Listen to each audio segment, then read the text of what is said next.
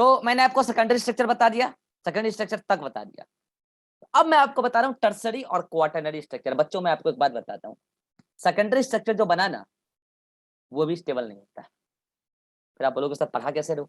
अरे साइंटिस्ट पता लगाए भाई, वो प्रोटीन पे काम करके पता लगाए कि सेकेंडरी स्ट्रक्चर प्राइमरी के बाद ऐसा बनता है, तो फिर सेकेंडरी सेकेंडरी नहीं रहता तो टर्सरी बनता होगा। हाँ, तो टर्सरी कैसा बनता है? तो पहले समझिए सेकेंडरी ये बना था, अभी देखिए मान लीजिए ये सेकेंडरी है, ठीक है, उसका ये सी और ये एन टर्मिनल, ठीक है, आप जानते हैं सी और एन। अब समझिएगा ध्यान से, अभी मैंने आपको क्या बोला कि एक पर्टिकुलर टर्न में कितने अमीनो एसिड, ज्योति कुमारी 159, एक टर्न में कितने अमीनो एसिड आते हैं? 4 4, 3.5, और हाँ 3.5 अमीनो एसिड हैं तो उनके आर ग्रुप भी होंगे, ठीक है। तो मैं कह रहा हूं R group, R group, R group, यहाँ पे भी आर ग्रुप। अच्छा एक ग्रुप इसके आर इसके बीच में पड़ जाएगा ना, 3.5 का लफड़ा, इसलिए R R R R R, देख रहे हो हर जगह आर ही है, समझ रहे हैं कि नहीं? आर आर आर आर, समझ रहे हैं? अब क्या है, अभी तक मैंने आर ग्रुप के बीच में हाइड्रोजन बॉन्डिंग नहीं बताया था। Are you getting my point? मैं क्या कर रहा हूँ? अच्छा ऐसे ही अगर मान लो कि बीटा प्लेटेड सीट भी हुआ, तो वहां तक अभी मैंने आर ग्रुप के बीच में एच बॉन्डिंग नहीं बताया है। अब मैं क्या कह रहा हूं कि आर ग्रुप के बीच में लगा दो क्या, हाइड्रोजन बॉन्डिंग, लो लगा दो। अगर ऐसा है तो बताओ इससे क्या होगा? जैसे मान लो कि ये आर ग्रुप अगर इसके साथ भी हाइड्रोजन बॉन्ड कर लिया, ये आर ग्रुप इसके साथ कर लिया, ये आर ग्रुप इसके साथ कर लिया, तो आपको ऐसा नहीं लगता कि ये हेलिकल स्ट्रक्चर अब धीरे धीरे गोला बनने लगेगा? हेलो, ये धीरे धीरे गोला बन। अच्छा इसके बारे में आ जाओ, ये जो बीटा प्लेटेड सीट था, ये देखो एक सीट, ऐसे ऐसे सीट, कई सारे सीट, ठीक है, और उसमें R group R group R group R group R group R group R group R group. अभी तक तो क्या था, केवल कार्बोक्सिलिक का ओ और अमीन का एच के बीच में क्या हो रहा था, हाइड्रोजन बॉन्डिंग। अब मैं क्या कह रहा हूं कि आर के बीच में भी लगा दो जी हाइड्रोजन बॉन्डिंग, लो लगाओ। आर ग्रुप के बीच में ये इसके साथ कर लिया, ये इसके साथ ये, तो अब जब वो चादर है, वो चादर समेट के अब एक रॉड बनना स्टार्ट होगा। तो कितने लोग समझ पा रहे हैं? एक फाइबर बनना तैयार होगा, एक फाइबर बनना तैयार होगा, और नतीजा ये होगा कि एक तो बॉल बन जाएगा लाइक दिस, सुनिएगा ध्यान से, इस टाइप से बॉल बन जाएगा, और एक तो फाइबर बन जाएगा लाइक दिस, स्ट्रॉन्ग फाइबर, यानी कि एक ग्लोब्यूलर, ग्लोब्यूलर और एक फाइब्रस। क्या मैं आपको ये पहले बता चुका हूं कि प्रोटीन का स्ट्रक्चर दो प्रकार का होता है, ग्लोब्यूलर और फाइब्रस।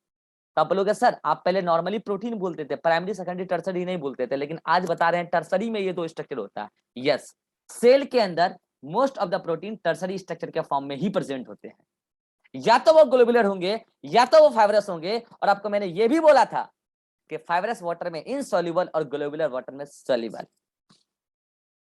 और ये कैसा होगा, बॉल लाइक, मतलब जस्ट वैसे देखो, कंप्लीट स्फेरिकल तो नहीं होगा, जैसे वो स्वेटर बुनती है ना मम्मी लोग, तो जो स्वेटर का एक पूरा शेप उस टाइप का होता है ना, ball like, woollen ball like, उस टाइप का। परफेक्ट स्फेरिकल नहीं होगा, इम्परफेक्ट स्फेरिकल। और ये फाइब्रस मतलब कि या तो थोड़ा सा जाल लाइक दिखेगा या तो रॉड लाइक दिखेगा, थीन होगा, पतला होगा, ठीक है। ये स्ट्रक्चर तैयार हुआ। अब मैं आपको ग्लोबुलर और फाइब्रस का एग्जांपल पहले ही बता चुका हूं, यस और नो। ये टर्सरी स्ट्रक्चर है। और सुनना ध्यान से, और सुनो, इतना ही नहीं, ग्लोबुलर प्रोटीन जो है ये ज्यादातर फंक्शनल प्रोटीन होता है, और फाइब्रस प्रोटीन ज्यादातर स्ट्रक्चरल प्रोटीन होता है। ये बात मैं आपको जब ग्लोबुलर फाइब्रस पढ़ा रहा था तब भी बताया था, याद आया? फाइब्रस ज्यादातर हड्डी के स्ट्रक्चर में, लिगामेंट में, याद करो, नेल्स में, हेयर्स में, हुफ्स में सब स्ट्रक्चर रोल है, प्ले कर रहा है। और ग्लोबुलर, याद करो, हीमोग्लोबिन, कई सारे एंजाइम, ये सब ग्लोबुलर होते हैं।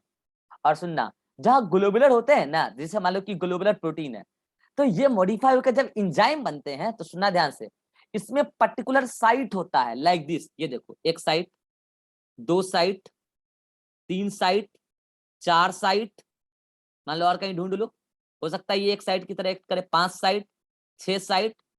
ये जो 6 आपको साइट दिख रहे हैं ना, these are actual site for binding of substrate. ये प्रोटीन अब एंजाइम की तरह बिहेव करने वाला है, और उस पर जब सबस्ट्रेट बाइंड करेगा तो उनके बीच में केमिकल रिएक्शन चलेगा, एंजाइम और सबस्ट्रेट के बीच में, और सबस्ट्रेट में मॉडिफाई होकर वो प्रोडक्ट बन जाएगा। और ऐसा प्रोटीन फंक्शनल प्रोटीन कहलाएगा, बेसिकली वो एंजाइम है। और जरूरी नहीं है कोई एंजाइम ही हो, और भी अदर कोई मॉलिक्यूल, मान लो कि हीमोग्लोबिन बन गया, वैसे हीमोग्लोबिन तो क्वाटरनरी स्ट्रक्चर में मिलता है, कोई अदर पर्टिकुलर प्रोटीन है जो टर्सरी स्ट्रक्चर के फॉर्म में है, जरूरी नहीं कि वो एंजाइम हो, वो किसी पर्टिकुलर कंपोनेंट को बाइंड करता हो, कैरी करता हो, फिर उसको डिटेच कर देता हो, मतलब उसके पास एक पर्टिकुलर बाइंडिंग साइट होगा, और वो पर्टिकुलर बाइंडिंग साइट बड़ा ही स्पेसिफिक होगा, ये भी मैं बता देता हूँ, और उसको कहते हैं डोमेन। क्या कहते हैं उसको? डोमेन। तो ऐसे कई सारे डोमेन होंगे जो एक्चुअल में फंक्शनल साइट होगा टर्सरी स्ट्रक्चर का, और ये तो खैर स्ट्रक्चरल प्रोटीन है, ठीक।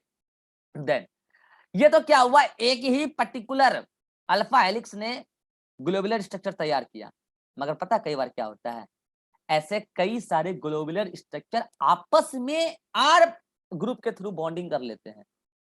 जैसे मान लो कि एक ये ग्लोबुलर स्ट्रक्चर है, सुनना ध्यान से, ठीक है, एक ये ग्लोबुलर स्ट्रक्चर है, दूसरा वाला एक और है,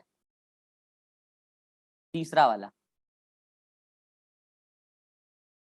समझ रहे हो, एक और है, चौथा वाला। अब मैं कह रहा हूं कि एक पॉलीपेप्टाइड चेन, पॉलीपेप्टाइड नहीं पेप्टाइड बोलो, नेचुरली तो पेप्टाइड ही मिलता है, एक पेप्टाइड, ये दूसरा पेप्टाइड, ये तीसरा पेप्टाइड, और ये चौथा पेप्टाइड, ये सर नो। लेकिन मुझे बताओ, क्या ये सारा पेप्टाइड टर्सरी स्ट्रक्चर के फॉर्म में था? यस, ये भी टर्सरी में था, ये भी टर्सरी में था, ये भी टर्सरी में था, और वो सब अपने आर ग्रुप की मदद से यहाँ पे कई सारे वंडरवॉल अट्रैक्शन लगा लिए, कई सारे यहाँ पे एच बॉन्डिंग कर लिए। और सुनना ध्यान से, जो आर ग्रुप अंदर की तरफ पड़ गए, जिन्होंने अंदर की तरफ बॉन्डिंग किया, वो सब हाइड्रोफोबिक हैं, तब ना वो सब अंदर की तरफ आ गए, क्योंकि बाहर एक्वा सॉल्यूशन है, उससे बचने के लिए अंदर आ गए। और जो हाइड्रोफिलिक आर ग्रुप थे, वो अभी भी बाहर की तरफ ही रह गया, समझ रहे हो, वो अभी भी की बाहर की तरफ रह गया, और सब अंदर में वो सब आ गए जो हाइड्रोफोबिक थे, और उन सब ने मिलके एक पूरा का पूरा कॉम्प्लेक्स स्ट्रक्चर तैयार किया, that is the quaternary structure. Stability के मामले में सबसे ज्यादा स्टेबल क्वाटरनरी होगा, बट सेल के अंदर ज्यादातर प्रोटीन, मोस्टली प्रोटीन टर्सरी के फॉर्म में मिलता है। तो क्या कोई क्वाटरनरी का एग्जांपल है अपने पास? Yes, haemoglobin is the best example. मैंने कहा था हीमोग्लोबिन में 4 पॉलीपेप्टाइड, 4 पेप्टाइड चेन होते हैं, और वह चारों का टर्सरी स्ट्रक्चर कंबाइन होकर एक क्वाटरनरी स्ट्रक्चर देता है। These are the structures of protein. समझ में आया क्या है प्रोटीन का स्ट्रक्चर? पहले प्राइमरी बना, फिर सेकेंडरी, सेकेंडरी में 2 टाइप का बन सकता है, उसी भी यहाँ पे फिर टर्सरी 2 टाइप का बन सकता है, ग्लोबुलर और फाइब्रस। और क्वाटरनरी जो होता है वो मोस्टली टर्सरी के ग्लोबुलर से बनता है। बेसिकली कई सारे ग्लोबुलर आपस में अटैच हो जाते हैं आर ग्रुप के बॉन्डिंग के माध्यम से, वो बॉन्डिंग हाइड्रोफोबिक हो सकता है, हाइड्रोजन बॉन्ड हो सकता है, एंड मेनी मोर, और तब जाके क्वाटरनरी स्ट्रक्चर तैयार होता है। और इस क्वाटरनरी स्ट्रक्चर में नंबर ऑफ डोमेन ज्यादा होगा, हाँ ऑब्वियसली ज्यादा ज्यादा होगा, ठीक है। अच्छा, ज्यादा भी हो सकता है, इक्वल भी हो सकता है, वो डिपेंड करता है किस टाइप से। तो मैं तो बस आपको स्ट्रक्चर बता रहा हूँ, और एक एग्जांपल बता रहा हूँ, हीमोग्लोबिन। हीमोग्लोबिन क्वाटरनरी फॉर्म में ही मिलता है, सेल के अंदर। आपको पता कहाँ मिलता है हीमोग्लोबिन? आरबीसी के अंदर, रेड ब्लड सेल के अंदर। These are the structure of protein. किसी को कोई डाउट है तो पूछो। अब देखो मैं क्या है कि इसको एक बार एनसीईआरटी से दिखा देता हूँ, और नोट से भी दिखा देता हूँ। एनसीईआरटी में बायोलॉजी, एनसीईआरटी में होगा यहाँ पे। अच्छा, वाह, नए एनसीईआरटी में अपडेट हो गया है क्या? पुरानी में नहीं था ये देखो देखो, नए एनसीईआरटी में बायोलॉजी में भी आ गया, बहुत बढ़िया। मैं कितने दिनों से वेट कर रहा था ये। चलो देखो, यहाँ पे आ गया बायोलॉजी में भी। अब प्राइमरी स्ट्रक्चर दिख रहा है, पढ़ना घर पे देखना, ये प्राइमरी स्ट्रक्चर है। ये सेकेंडरी देखो, अल्फा हेलिकल, और ये टर्सरी देखो, बीटा प्लेटेड, ठीक है। और ये टर्सरी, ये सेकेंडरी, ये दोनों, और ये टर्सरी, और ये क्वाटरनरी, ठीक है। ये नया ऐड हुआ है, पुराने एनसीईआरटी में नहीं है, मेरी एनसीईआरटी में नहीं है, मेरा बहुत पुराना है, ठीक है। लेकिन नया लेना पड़ेगा, बहुत चीज ऐड हो गया है। ये देखो तुम्हारा ये अल्फा हेलिकल, और इसी से क्या बनता है? क्वाटरनरी स्ट्रक्चर, जो आप जानते हो, पहले टर्सरी तब जाके क्वाटरनरी। तो ये सारी बातें आप पढ़ लेना एनसीईआरटी में, और नोट्स में भी देख लो, यहाँ पे देख लो, नोट्स में आप यहाँ तक पढ़ लोगे, सब कुछ मैंने पढ़ा दिया है, ठीक है। और यहाँ पे जाके प्रोटीन खत्म होता है। एक चीज बचा है प्रोटीन में, वो अभी मैं बता देता हूँ, ठीक है। और केमिस्ट्री के एनसीईआरटी, अच्छा होमवर्क तो अभी दे देंगे, रुक जाओ अलग से। अब एक चीज बचा है, वो पहले बता ही देता हूँ, तब होमवर्क देंगे। एक टर्म आप सुनोगे, नेचुरेशन एंड डीनेचुरेशन, प्रोटीन के संदर्भ में नेचुरेशन एंड डीनेचुरेशन, ठीक। डीनेचुरेशन बेसिकली नेचुरेशन वर्ड्स फोल्डिंग के लिए यूज किया गया है यहाँ पे, और ये वर्ड अनफोल्डिंग के लिए यूज किया गया है, अनफोल्डिंग, ठीक है। अब आप समझो ध्यान से, मैं कहता हूं कि अगर कोई प्रोटीन प्राइमरी स्ट्रक्चर में है, वो सेकेंडरी में कन्वर्ट हुआ, वो टर्सरी में कन्वर्ट हुआ, और वो फाइनली आ गया क्वाटरनरी में, ठीक है, या टर्सरी तक रहा, तो this is the naturation of protein. और अगर कोई प्रोटीन क्वाटरनरी से टर्सरी में आ गया, टर्सरी से सेकेंडरी में आ गया, और वो प्राइमरी में आ गया, तो this is the denaturation. Naturation denaturation, naturation means folding, आपने देखा अभी प्राइमरी से फाइनली क्वाटरनरी बनता है फोल्डिंग से, और डीनेचुरेशन अनफोल्डिंग, आपने देखा क्वाटरनरी से अगर प्राइमरी बना है तो वो खुल रहा होगा। अब एक वर्ड आता है denaturation, sorry degradation, digestion, degradation, degradation या डाइजेशन, या डाइजेशन ऑफ प्रोटीन। सुना ध्यान से, डाइजेशन में ना अनफोल्डिंग ही नहीं, ये जितने अभी मैंने क्या बोला, ये पॉलीपेप्टाइड चेन है, कई सारे अमीनो एसिड है, और कई सारे अमीनो एसिड पेप्टाइड बॉन्ड से जुड़ा हुआ है। इसमें डीनेचुरेशन में पेप्टाइड बॉन्ड नहीं टूटा है, हेलो, पेप्टाइड बॉन्ड नहीं टूटा है, हाइड्रोजन बॉन्ड टूटा होगा, वंडरबल अट्रैक्शन टूटा होगा, हो सकता है डाइसल्फाइड बॉन्ड टूटा होगा, पेप्टाइड बॉन्ड नहीं टूटा। बट डाइजेशन में पेप्टाइड बॉन्ड टूट जाता है, और जब पेप्टाइड बॉन्ड टूटेगा तो सारे अमीनो एसिड फ्री हो जाएंगे। This is the difference between degradation मतलब डाइजेशन एंड डीनेचुरेशन। अच्छा, आपके मन में आ रहा होगा कि सर ये जो नेचुरेशन डीनेचुरेशन हो रहा है, इसके लिए कौन सा फैक्टर रिस्पॉन्सिबल है? कई सारे factor, pH, temperature, many more. Most common है पीएच एंड टेम्परेचर।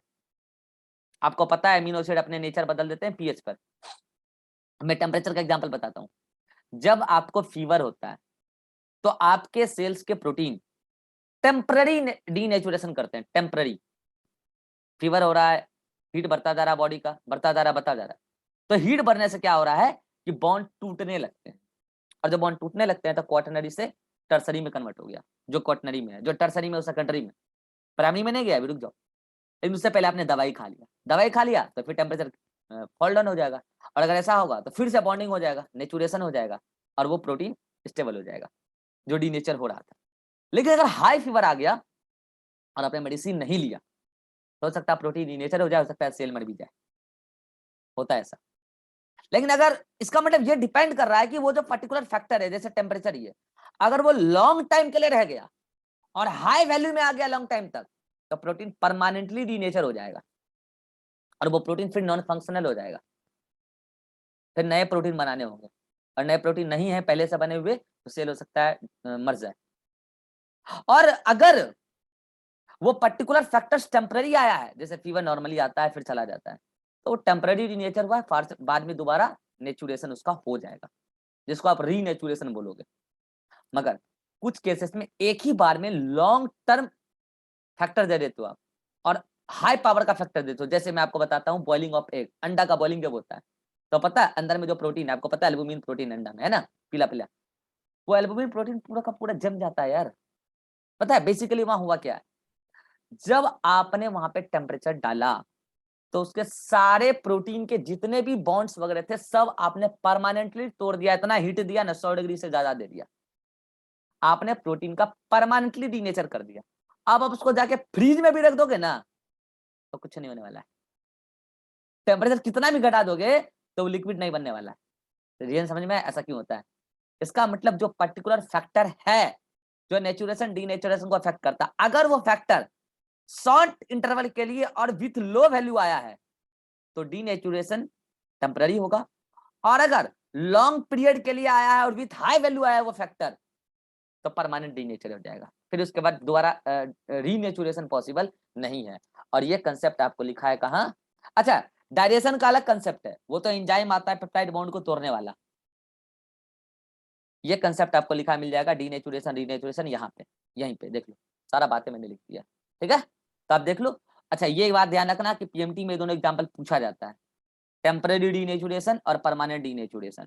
टेम्पररी में आप क्या बोलोगे, जैसे हमें फीवर वगैरह होता है, परमानेंट में बेस्ट एग्जांपल है बॉइलिंग ऑफ एग, यहाँ पे क्या लिखा है मैं बता देता हूँ, protein denaturation during boiling of egg. Screenshot ले लो, स्क्रीनशॉट ले लो। तो कब परमानेंट, कब शॉर्ट, मतलब कब कब टेम्पररी, ये सब मैंने बता दिया है, ठीक है। अब आपको भी पता है कि ज्यादा एक्टिव कौन होता है, टर्सरी स्ट्रक्चर, ठीक है, ज्यादा फंक्शनल तो ये होता है। तो अगर इधर की तरफ आप जा रहे हो मींस फोल्डिंग हो रहा है, तो मतलब स्टेबिलिटी बढ़ रहा है, एक्टिविटी बढ़ रहा है प्रोटीन का। इधर की तरफ जा रहे हो, स्टेबिलिटी घट रहा है, एक्टिविटी घट रहा है। सारी बातें मैंने बता दिया है। ये सब कुछ पर्टिकुलर फैक्टर के फ्लक्चुएशंस की वजह से ही होता है। This is all about protein mentioned in your biology NCERT as well as chemistry NCERT of class 12। अब मैं आपको प्रोटीन का होमवर्क दे देता हूँ। आ जाओ। आज आपको क्या करना है, यहां से पढ़ना शुरू करना है। कहां से, याद करो एक दिन मैंने केमिस्ट्री एनसीईआरटी में यहाँ पे छोड़ा था। आज आपको केमिस्ट्री एनसीईआरटी में यहां से पढ़ना शुरू करना है। पेज नंबर नोट कर लो, देख लो 421 है, ठीक है। तो यहां से पढ़ना शुरू करना है। किधर गया भाई मेरा मार्कर,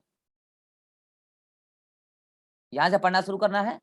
और पढ़ते पढ़ते पढ़ते पढ़ते आपको कहां तक चल जाना है, 422 पूरा पेज पढ़ लेना, 423 पढ़ लेना, 424 आ जाना पूरा, और आप यहां तक पढ़ लेना, यहां तक, ठीक है। जहां तक पढ़ लोगे केमिस्ट्री में।